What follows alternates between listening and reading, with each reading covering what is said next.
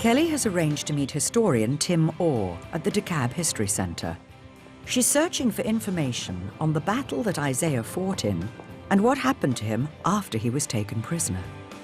Well, thank you so much, Tim, for meeting with me. Just to get you caught up, I found out my 3 times great-grandfather Isaiah Rose was captured in the Battle of Decatur, and I was just curious to know if you really knew anything to help. The Battle of Decatur was a part of a much larger military operation called the Atlanta Campaign. By 1864, 3 years of fighting had crushed the morale of the northern states, casting doubt on Lincoln's re-election. In need of a decisive victory, General Sherman of the Union Army launched a major assault on the key Confederate hub of Atlanta, known as the Atlanta Campaign. Isaiah Rose's regiment acted in the Battle of Decatur, one of a series of bloody battles that raged for over 4 months. But in early September, the Union Army captured the city, inflicting a devastating defeat on the Confederates. We do have a battlefield map of Oh, that's the engagement. cool. All right, Wow. do you see Decatur on the map? I do, Decatur. All right, this is where the battle action of July 22nd took place. Okay. The battle was kind of an important one because it was a fight over a supply line that was supplying the Union Army. Okay. So one single brigade, which Isaiah is a part of, Yeah. was given that task of defending this area.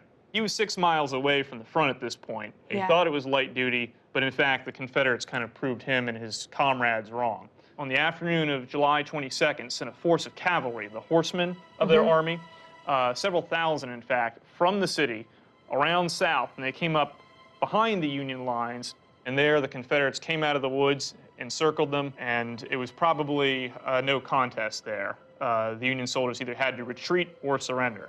Wow, okay. I have the battle report of the 63rd Ohio, which was Isaiah Rose's regiment, and discusses the action at the Battle of Decatur. Okay, awesome. So the enemy attacked on all sides with a very superior force, and after 2 hours of hard fighting, we were finally driven out of the town. 10 killed, 44 wounded, and 31 missing. He was probably one of the 31. Yes, almost certainly. They stood their ground, and ultimately those Union soldiers that fell as casualties, killed, wounded, or captured, I think made an incredible sacrifice. And taking on the brunt of everything to actually help supply the big, huge battle going on. Absolutely. And there's a high possibility is if Atlanta had not fallen, Lincoln would not have been reelected. The Confederacy might have won the Civil War. That's huge. Epically. Yeah, wow. Okay, so he's taken prisoner. So how do I find out which camp my 3 times great-grandfather Isaiah went to? Well, we can search for that online. Okay, Isaiah Rose. Let's see what comes up. Okay, there we go. Isaiah Rose, side of the Union. Federal prisoners of war confined at Andersonville, Georgia, 1864-65. So Andersonville, Georgia, is that where a camp was? Yes, indeed. Actually, the largest prisoner of war camp in the Confederacy. Over 45,000 stayed there during 14 months of activity. 45,000 people were there? Mm-hmm. Wow, okay. Well, we have an original document. So let's give that a whirl and see what comes up. View original document. All right, so what I'm noticing, Isaiah Rose, Private, Company F, 63rd Ohio, that's him. So the column died, escaped, paroled, exchanged, or released. I'm noticing everybody else has like exchanged, released. His column says C volumes, miscellaneous records.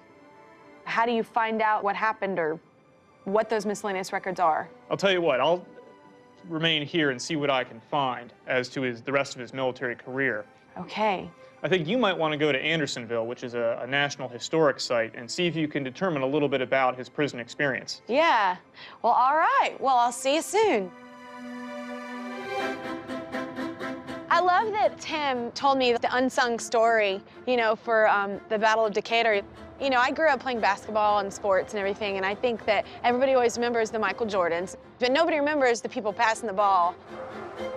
It's the kind of unnoticed sacrifices that Isaiah and his brigade made that make the big victories even possible. I am a little hesitant about going to Andersonville military prison because how sad is that all these thousands of people suffered after fighting for our freedom? To find out about Isaiah's experience as a prisoner of war, Kelly is visiting the location of the camp where he was held, the Andersonville Historic Site and Cemetery.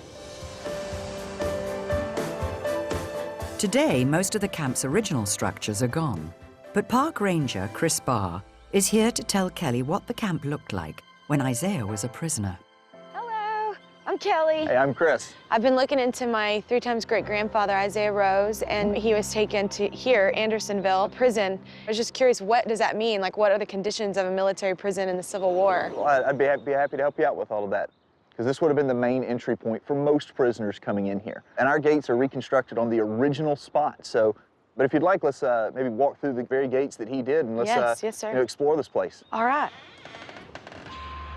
And so as he walked in here, he'd be looking out across this valley and just see a sea of humanity out here. Yeah. One prisoner said it looked like an anthill that had been stirred up. Andersonville Prison Camp was a large fenced-in stockade completely open to the elements. No housing was provided. Isaiah Rose and his fellow POWs were left to create their own makeshift tents for shelter from the blazing heat and winter frosts. With a space for a maximum of 10,000 prisoners, the camp became home to more than 45,000, making it a breeding ground for violence, starvation, and disease.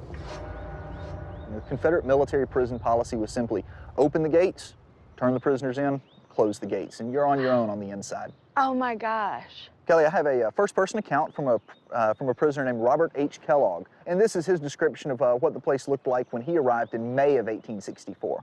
Which is 2 months before my 3 times great-grandfather got there. Exactly, but Okay. the scene's still going to be pretty similar. Okay.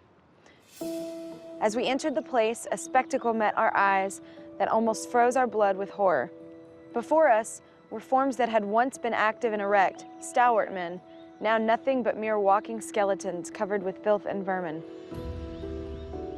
Many of our men, in the heat and intensity of their feeling, exclaimed with earnestness, "Can this be hell?" Wow. And this is a photograph of a prisoner who was held here at Andersonville, and this is what he's talking about by walking skeleton. This is what's here. Oh my gosh. You can see his pelvic bone. Like, I mean, you could see. I don't have words right now. I cannot imagine. In the center of the whole was a swamp occupying about 3 or 4 acres of the narrowed limits, and a part of this marshy place had been used by the prisoners as a sink. Excrement covered the ground, the scent arising from which was suffocating. Like, what is that? What is this? Like, that's like where they wash their hands, their face? What the sinks are is that's kind of the Civil War era term for the latrines.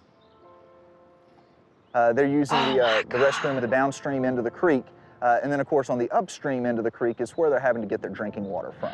Oh my gosh, like the dysentery, like there's so much stuff going on there. Dysentery, diarrhea, as well as diseases related to nutrition, but a lot of it stems from that water.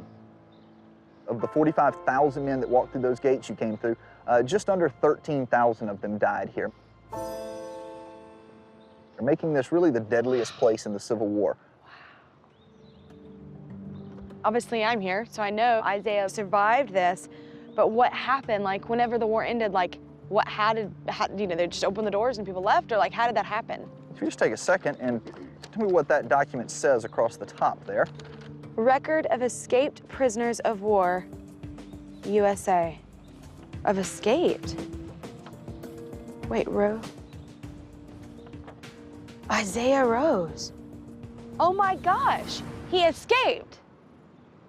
Isaiah Rose, Private F, 63rd Ohio, escaped Savannah, Georgia, December 1st, 64.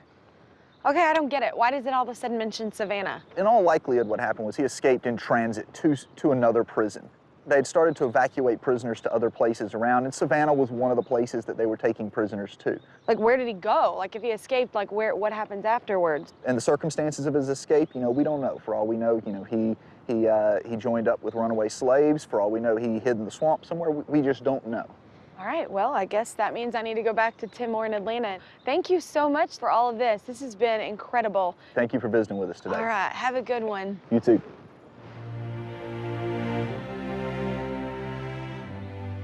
I think the most powerful thing about Isaiah Rose's character was the fact that he never gave up. So many people died in the 14 months here at Andersonville.